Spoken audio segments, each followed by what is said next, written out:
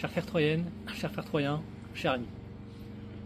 C'est un plaisir pour moi de m'adresser à vous ce 11 juin, jour de mon anniversaire, afin de vous faire part de mes vœux pour cette année, déjà bien entamée. 2025 fut une année riche, à plusieurs niveaux, notamment éducative et diplomatique.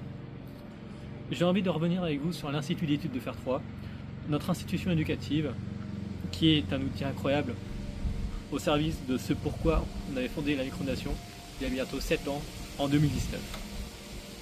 2026 est notre 7e année, elle est déjà bien avancée, raison pour laquelle cette allocution est plus une adresse à la nation. Certains d'entre vous ont pu assister aux premières formations de l'Institut d'études. Elle portait notamment sur la communication ou encore la géopolitique. Nous allons continuer sur cette lancée. Et aussi augmenter le nombre d'activités et d'événements réalisés en collaboration avec des acteurs extérieurs, comme ce qui a pu être le cas durant ces derniers mois. Je vous en avais parlé l'année dernière. C'est tout son intérêt, créer du lien, monter en compétences, se former pour l'avenir, être en capacité de découvrir comment fonctionne notre monde et d'en être pleinement acteur. C'est tout simplement l'outil dont l'on avait besoin afin de faire ce pourquoi la micronation avait été conçue au départ, tout simplement.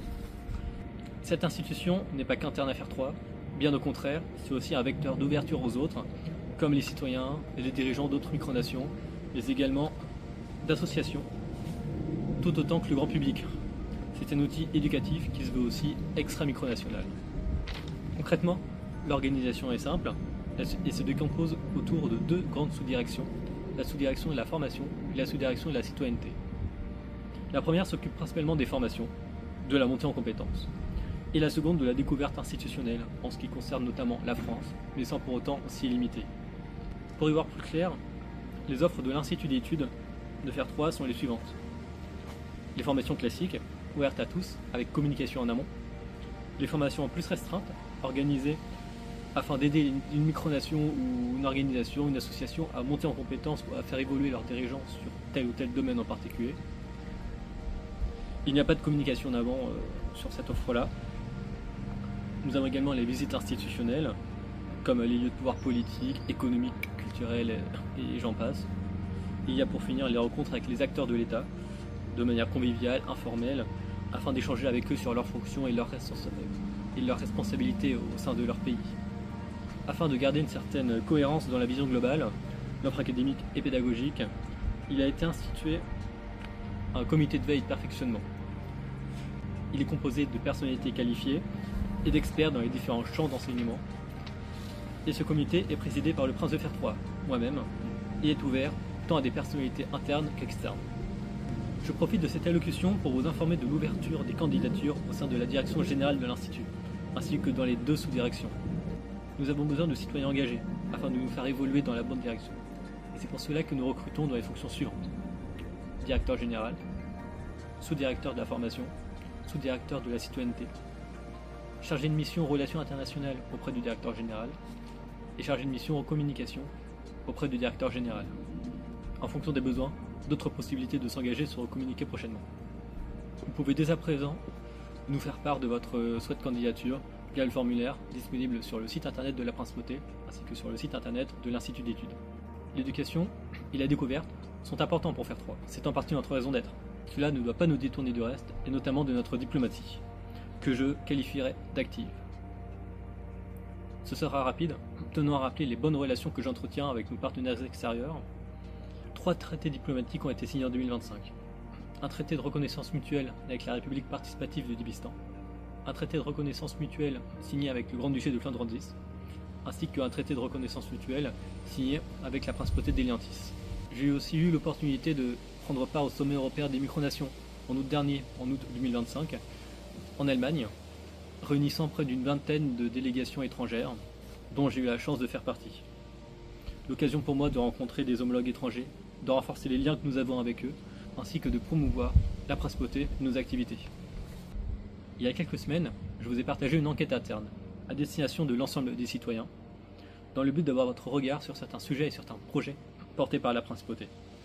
Cela m'aide dans la direction à prendre dans les mois et les années à venir, et je remercie tous ceux qui ont pu prendre le temps de répondre à cette enquête. Suite à ce sondage, je vous annonce qu'il sera organisé des dîners citoyens de manière régulière afin de nous rencontrer, de partager du bon temps, d'apprendre à se connaître. Cela débutera par la région parisienne, puis s'élargira. Vous avez été 100% à plébisciter cette proposition, et ce sera quelque chose qui sera une bonne chose pour nous tous, car être ami avec le dirigeant de la micronation, c'est bien, mais apprendre à se connaître, notamment ses concitoyens, ses sympathisants, et encourager entre nous les synergies, c'est quelque chose qui, à mon sens, est encore mieux.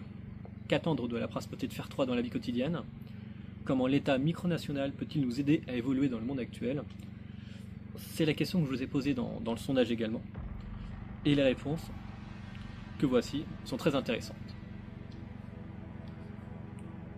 80% des répondants mentionnent l'utilité de l'État comme un réseau d'entraide pro-perso, ainsi qu'un labo d'idées et de projets. Près de la moitié comme une source d'information alternative, un quart comme un vecteur de formation continue et de montée en compétences, et près de 10% en rajoutant les rencontres humaines. Pour nous aider dans nos obligations, qui sont très complémentaires avec notre raison d'être initiale, mais aussi un moyen d'y arriver, il est prévu qu'on se dote d'une plateforme numérique à notre destination, dans l'objectif de pouvoir s'entraider dans nos études, la vie quotidienne, les projets annexes, etc. Avec notamment un annuaire, une messagerie, un espace type forum, pour ne citer que cela. Et l'une des inconnues, c'était sur quel support nous développerions cette plateforme. C'est aussi ce qui vous a été posé comme question dans le questionnaire.